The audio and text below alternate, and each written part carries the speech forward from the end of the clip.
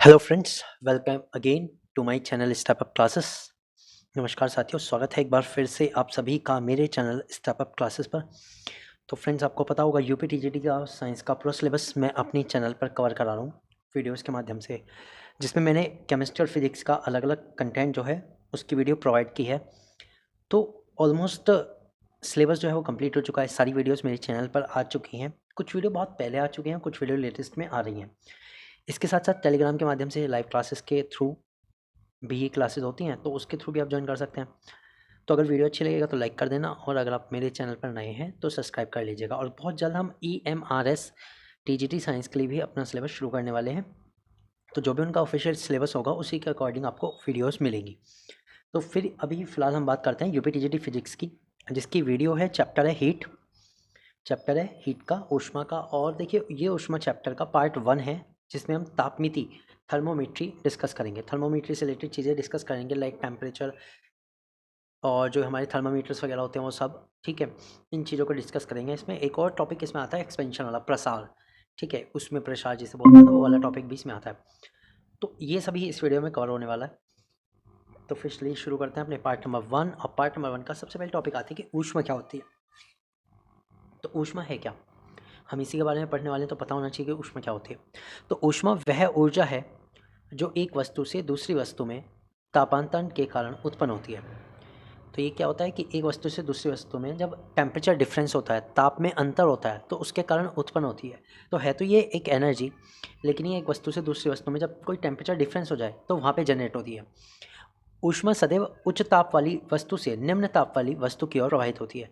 अब ये भी हमें पता लग गया, जो ऊष्मा चलती है वो हाई टेम्परेचर वाली वस्तु से लो टेम्परेचर वाली वस्तु की ओर चलती है, उच्च ताप से निम्न ताप की ओर बहती है, ठीक। और ये पॉइंट जो है ये आप लास्ट तक याद रखिएगा, क्योंकि यह हर जगह आपको काम आएगा कि उच्च ताप से निम्न ताप की ओर ऊष्मा बहती है। अब बात करते हैं कि ताप क्या है। ताप मतलब टेम्परेचर। टेम्परेचर क्या होता है?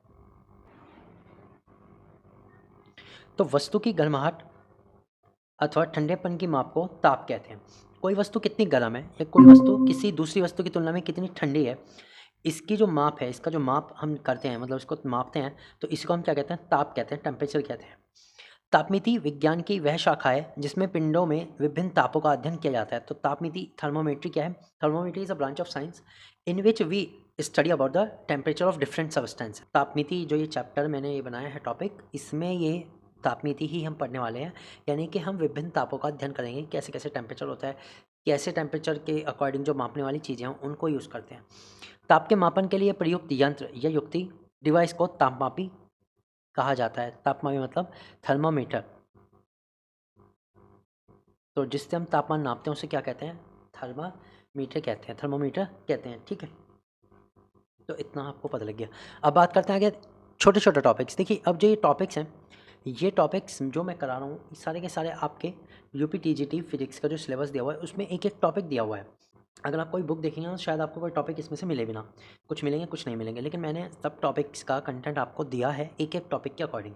जैसे सिलेबस में टॉपिक सीरीज़ में लिखे हुए हैं उन्हीं सीरीज़ के अकॉर्डिंग पूरी वीडियो है। तो उस वीडियो में ही मैंने 4 पार्ट कर दिए। एक तरह से मतलब इस चैप्टर के मैंने 4 पार्ट कर दिए, और 4 पार्ट में चैप्टर आएगा। तो ताप सामर्थ्य क्या होता है, पढ़ते हैं। तापमान से प्रति सेकंड प्राप्त की गई ऊर्जा को ताप सामर्थ्य कहते हैं। यानी किसी भी तापमान से प्रति सेकंड कितनी एनर्जी मिल रही है उसी को हम ताप सामर्थ्य कहते हैं। परम शून्य ताप एक टॉपिक आता है। परम शून्य ताप क्या होता है? वह न्यूनतम ताप जिसे प्रायोगिक रूप से प्राप्त किया जा सके परम शून्य ताप अथवा परम ताप कहलाता है। देखिए, प्रायोगिक रूप से क्या मतलब है कि एक्सपेरिमेंटली हम इसे अचीव कर सकें। कहने को तो हम ये भी कह सकते हैं कि -500 डिग्री सेल्सियस, -500 डिग्री सेल्सियस, ठीक है।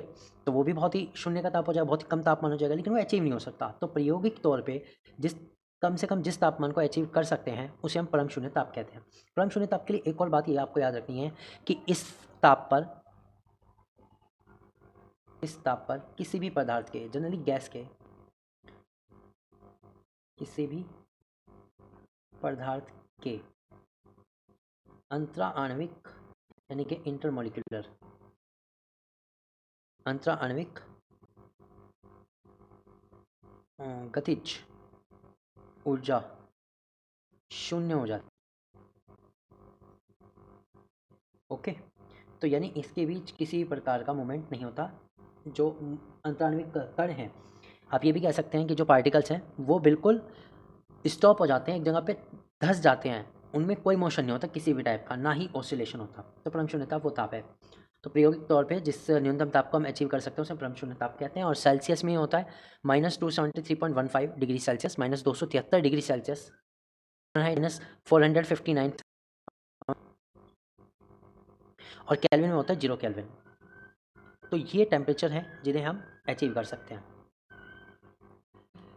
अब बात करते हैं ताप पैमाने। देखिए ताप पैमाने जो मैंने यहाँ पे बताए हैं, होने को तो बहुत इससे भी ज़्यादा हो सकते हैं, लेकिन ये वो हैं जो आपके इंपॉर्टेंट हैं, जिनके बारे में आपको पता होना चाहिए, इनसे रिलेटेड क्वेश्चन भी आते हैं। तो ताप को मापने के लिए निम्न इकाइयों वाले पैमाने का प्रयोग किया जाता है। अब देखो ताप मापने के लिए क्यों आई है स्केल्स, अगर हम देखें ना तो हम सारी चीज़ों को ना, जैसे अगर हम बात करें वजन की, किसी भी चीज़ के वेट की, कोई कितने किलोग्राम है, ग्राम है, तो ज़रूरी नहीं है कि हम सारी चीज़ों को किलोग्राम और ग्राम में ही नापते हैं। कुछ चीज़ें ऐसी होती हैं जिसे हम मीटर में नापते हैं, है ना, कुछ चीज़ें ऐसी होती हैं जिसे हम डजन में नापते हैं। और चलो ये तो छोड़ो, ये तो खैर यूनिट ही अलग हुई, हम बात करते हैं सेम यूनिट में। अगर हम किसी भी चीज़ के वेट की बात करें तो हम तो नापते हैं किलोग्राम और ग्राम में, इंडिया के अंदर किलोग्राम और ग्राम चलता है। लेकिन अगर आप कहीं फॉरेन में चले जाए तो उसमें पाउंड चलता है, पाउंड पाउंड सिस्टम चलता है, ठीक है, जैसे LBS करके लिखते हैं, तो ये सिस्टम चलता है। तो इस तरह से ही तापमान को मापने के लिए अलग अलग पैमाने होते हैं, जैसे degree centigrade, degree Fahrenheit, kelvin, इसमें डिग्री नहीं है, ठीक है, फिर है र्यूमर, इसमें भी डिग्री है, और रेकेंस, इसमें भी डिग्री नहीं है। तो 2 में तो डिग्री नहीं लगी है, यानी डिग्री का जो सिंबल है वो नहीं लगा है, केल्विन में और रेकेंस में, बाकी 3 में है, सेंटीग्रेड, फ़ारेनहाइट और र्यूमर में।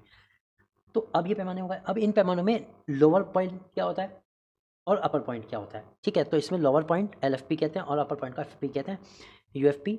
तो डिग्री सेल्सियस में जो लोअर पॉइंट होता है वो 0 होता है, और जो अपर पॉइंट होता है 100 होता है, यानी कि 0 डिग्री सेल्सियस से 100 डिग्री सेल्सियस का टेम्परेचर नोट कर सकता है। ओके, और इसमें जो खाने होते हैं फिर कितने होते हैं, 100 होते हैं। तो आप ये भी कह सकते हो पर डिग्री के लिए एक खाना, है ना, 1 डिग्री एक खाने को शो करता है। अब बात करते हैं डिग्री फ़ारेनहाइट की। तो डिग्री फ़ारेनहाइट में 32 डिग्री फ़ारेनहाइट कम से कम टेम्परेचर होता है, और 212 डिग्री फ़ारेनहाइट सबसे ज़्यादा टेम्परेचर होता है।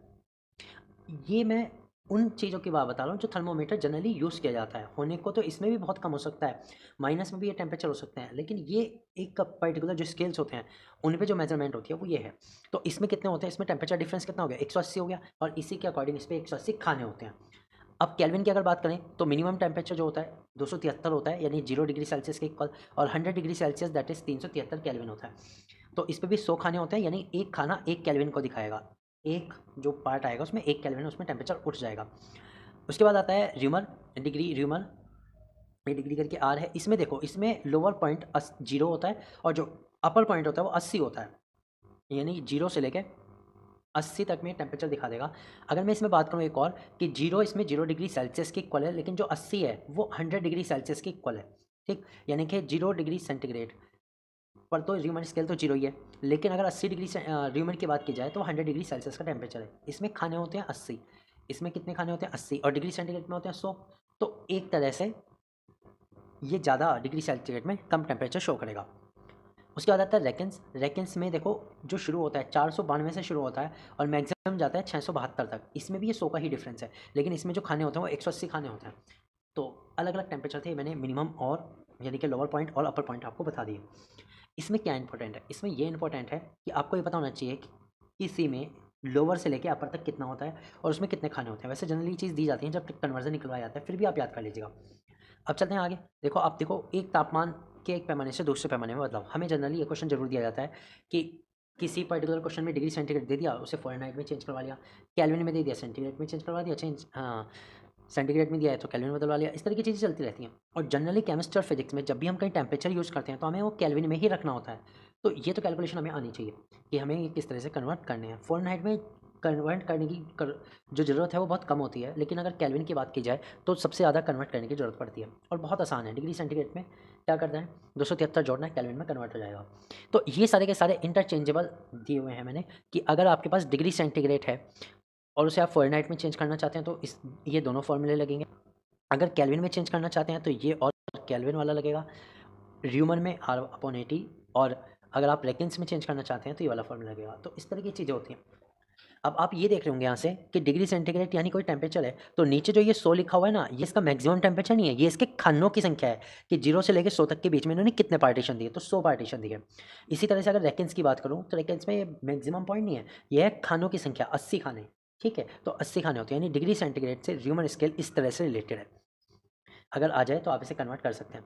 अब हमारे पास generally degree centigrade to Fahrenheit सबसे ज़्यादा आता है और केल्विन आता है। केल्विन के लिए बहुत आसान है, डिग्री सेंटीग्रेड में 273 जोड़ दो, आ जाएगा, क्योंकि हमें पता है degree centigrade upon 100 is equal के माइनस 273 अपॉन 100। तो 100 से 100 कैंसिल हो गया, तो डिग्री सेंटीग्रेड बराबर क्या हो गया, केल्विन माइनस 273, या फिर केल्विन बराबर क्या हो गया, डिग्री सेंटीग्रेड प्लस 273। स्क्रीन आ रही है कि नहीं?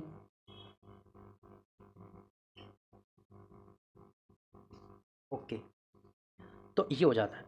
तो इस तरह से सारे चेंज हो जाएंगे, आपको आते भी होगा, बहुत ईजी है। और हाँ, डिग्री सेंटीग्रेड अपॉन 100, ये जो खानों की संख्या लिखी है फ़ारेनहाइट के लिए देखिए, F upon 32 upon 180, F minus 32 upon 80, 180। तो अब इसमें क्या चेंज है, इसमें ये चेंज है कि हो सकता है किसी बुक में ने शॉर्ट में करके लिखा हो, ये लिखा हो degree centigrade upon 5 is equal F minus 32 divide by 9, ये भी लिखा हो सकता है, तो इसमें कोई दिक्कत नहीं है, दोनों एक ही बात है, चाहे ये लिखा हो चाहे ऊपर वाले लिखा हो। ऊपर वाले की कैलकुलेशन ईजी होती है क्योंकि 100 वगैरह की मल्टीप्लाई और डिवीजन ईजी हो जाता है, इसलिए बस, और कुछ नहीं है, ये सब चेंज हो जाएंगे। तो अब एक क्वेश्चन भी मैंने यहाँ पे रख दिया, फ़ारेनहाइट पैमाने पर 14 डिग्री सेल्सियस 14 डिग्री फ़ारेनहाइट दर्शाता है। फ़ारेनहाइट पैमाने पर किसी पदार्थ का जो तापमान है वो 14 डिग्री फ़ारेनहाइट है, तो सेल्सियस पैमाने पर कितना होगा, कैलकुलेट करके जल्दी से बताओ।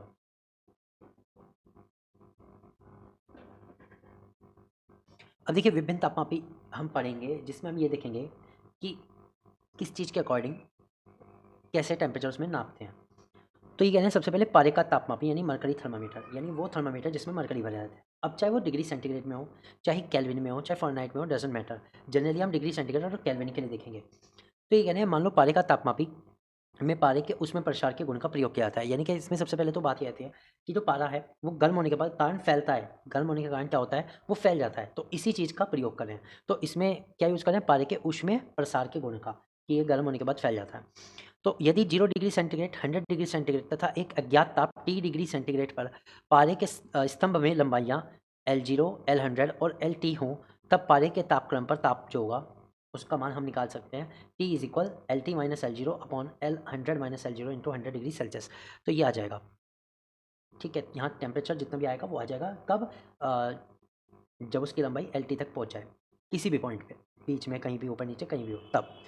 तो इसमें हमने मेन चीज़ ये ली है कि 0 डिग्री सेल्सियस से लेके 100 डिग्री सेल्सियस के बीच लिया है, और जो अज्ञात ताप है वो T लिया हुआ है, जो कि उसके बीच में ही कहीं पे प्रीफर करता है, ऊपर नीचे भी हो सकता है, कोई दिक्कत नहीं, उसमें भी हो जाएगा।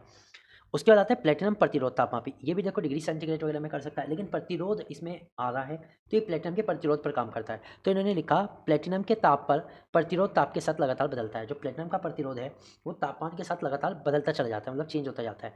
तो प्लेटिनम के ताप पर 0 डिग्री सेंटीग्रेड, 100 डिग्री सेंटीग्रेड तथा एक अज्ञात ताप D डिग्री सेल्सियस पर मान लो प्रतिरोध R0, R100 और RT हो, तब जो टेम्परेचर हो जाए, जो भी हमें ज्ञात करना है वो टेम्परेचर हो जाएगा T is equal RT minus R0 upon R100 minus R0 into 100। ठीक, तो अब अगर दोनों फॉर्मूले में आप कंपैरिजन करें तो लगभग सेम है, बस उसमें हमें क्योंकि पारे की लंबाई मिल रही है कि कितना पारा ऊपर तक चढ़ गया, तो उसके अकॉर्डिंग मेजर करें। नीचे वाले में रेजिस्टेंस चेंज हो रहा है प्लेटिनम का, तो उसके अकॉर्डिंग निकाला। अब ये है क्या, ये मैंने फॉर्मूले लिख दिया, लेकिन इसका सैद्धांतिक रूप क्या है। सैद्धांतिक रूप ये है कि मान लो एक थर्मामीटर है, उसकी हमने लंबाई कम या ज़्यादा करनी है। मान लो क्लिनिकल थर्मामीटर अगर मैं देखूँ तो क्लिनिकल थर्मामीटर आपको पता होगा लगभग जितना मैं बनाऊंगा ना उतने ही साइज़ के होते हैं, मेरे लैपटॉप की स्क्रीन के अकॉर्डिंग लगभग इतने ही साइज़ के होते हैं, इतने ही होते हैं, है ना। ये मान लो कि फुल साइज़ है, लगभग कितना होता है, 5-6 इंच, मुश्किल से 6 इंच का होता होगा, ठीक है।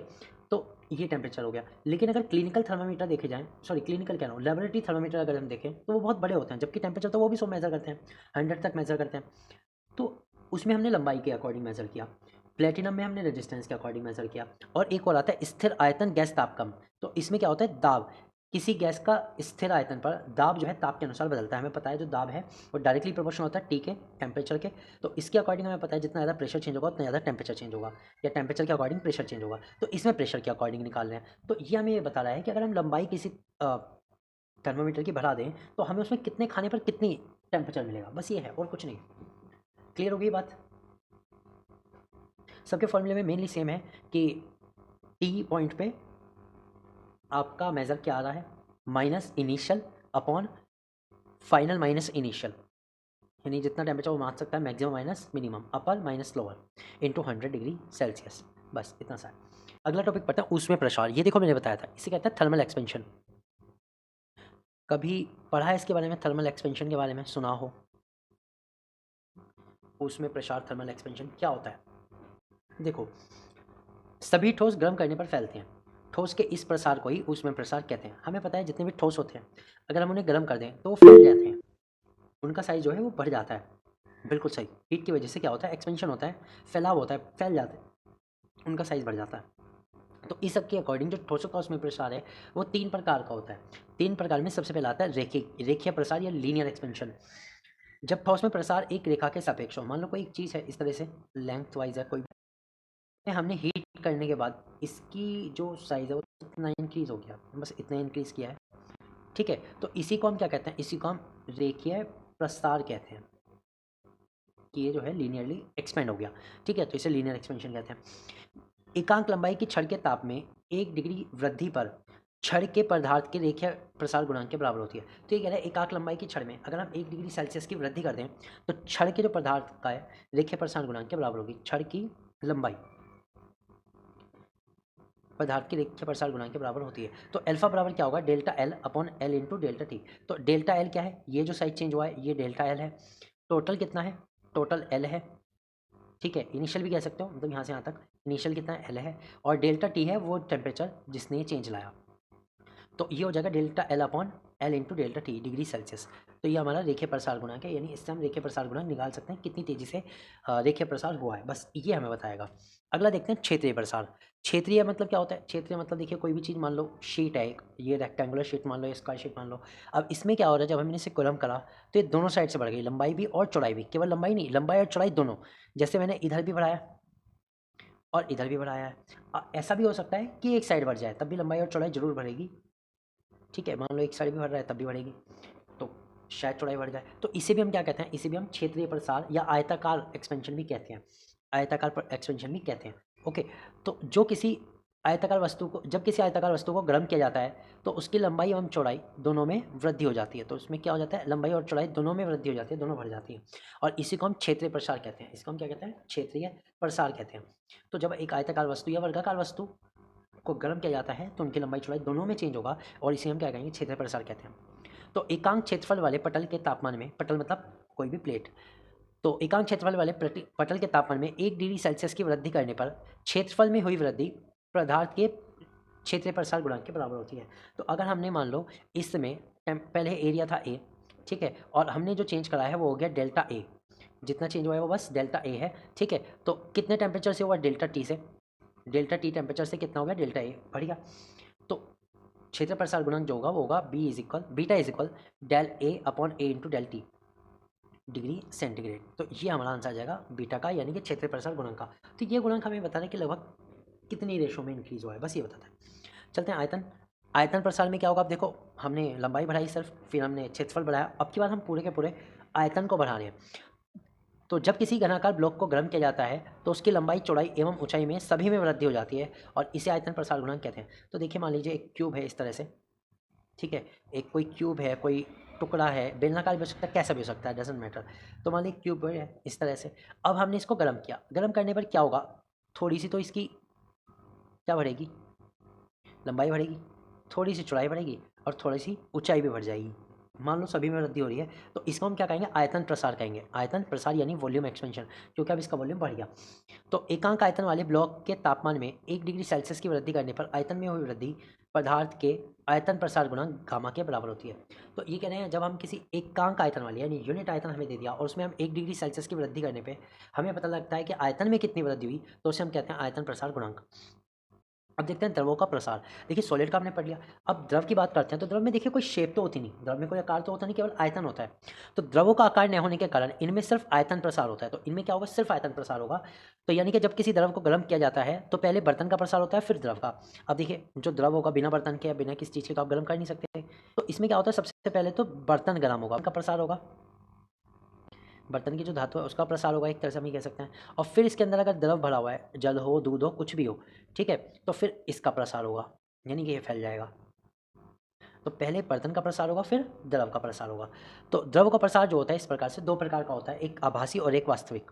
तो आभासी प्रसार एपरेंट एक्सप्रेशन क्या होता है, बर्तन के सापेक्ष द्रव के प्रसार को आभासी प्रसार गुणांक कहते हैं। यानी कि बर्तन के सापेक्ष अगर हम द्रव का प्रसार देखें कितना हुआ है, ठीक है, रेशियो निकालें इन दोनों का, द्रव का प्रसार और बर्तन के प्रसार के रेशो अगर हम निकालें तो उसे हम कहते हैं आभासी प्रसार गुणांक, दैट इज गामा ए।